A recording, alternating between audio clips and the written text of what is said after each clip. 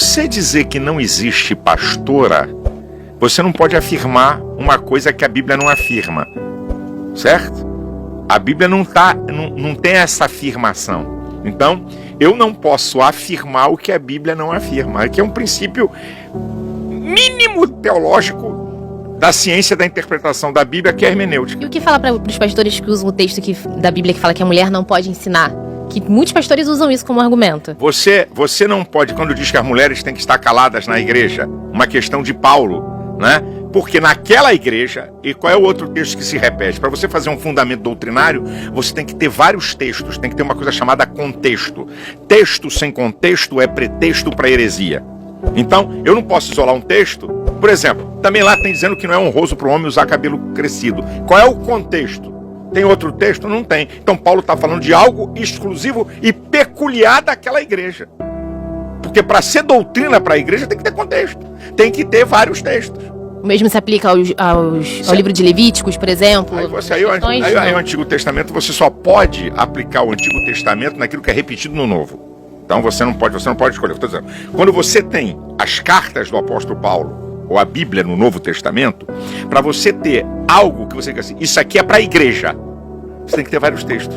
Isso aqui é para a igreja, tem que ter vários textos. Se não tiver, não é uma doutrina. Paulo está tratando de uma situação local, geográfica, temporal, daquele, por algum acaso, a mulher, né? Aí é desonroso para a mulher ter a cabeça rapada, tá bom. Então a mulher que o cabelo não cresce, como é que fica? E tem outras que é muito menor do que o seu. Então, e aí? Então elas estão o quê? Desonrando a Deus? O que havia naquela época, naquela cidade, que a mulher andava com a cabeça rapada, que era prostituta? Então, você tem que ver o contexto. Onde Jesus falou sobre isso? Tem mais alguém que falou? Tem mais algum texto? Então a gente não pode fazer uma doutrina a partir de uma palavra. Então você dizer assim, a Bíblia não fala para consagrar pastores, então me diz onde é que está o texto que é contra. Acabou a história aí. Está encerrada a história aqui. Se eu tivesse assim, as mulheres não podem ser ministros do evangelho. Acabou. Nenhuma mulher pode ser consagrada a nada. Nenhuma mulher. Eu acredito que aí tem a minha inteligência. Ok? Eu acredito que a mulher tem um papel fantástico na igreja. Fundamental na igreja. A mulher tem um papel na igreja. Certo? Ela tem o seu papel na igreja. Ela tem a sua vocação. Ela tem o seu ministério. E que algumas eu não vou reconhecer. Eu conheço, por exemplo, vocês falaram da pastora Antonieta. Então, vamos lá. A pastora Antonieta começou um trabalho na casa dela. Depois, sozinha, comprou um terreno. Foi falar com o meu sogro. O meu sogro mandou ela se virar. Ela construiu a igreja. Essa mulher não é pastora? Então o que é que ela é? Essa mulher não é pastora. O que é que ela é? Ela foi pastora sem ter título. Porque na Assembleia de Deus não podia ser. Quando eu passei a ser o pastor, que eu fiz uma ruptura com convenção de pastores, eu consagrei a Antonieta pastora. Ela já tinha 30 anos como pastora. Sim. Apacentando, orientando, cuidando. Então como é que ela não é pastora? Aconselhando. Agora, eu vou... Aqui, ó. Não, ela é pastora porque é a esposa do pastor. Tá errado. Tá errado.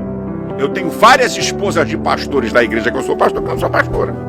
Tem uma... Porque a esposa do médico não é médica.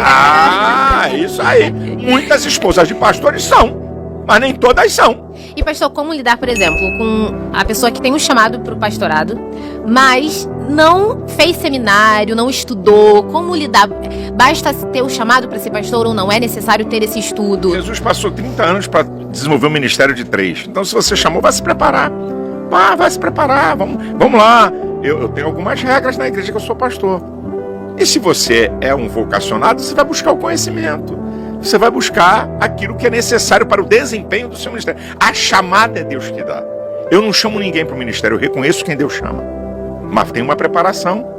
E você vai para a Bíblia e vai ver.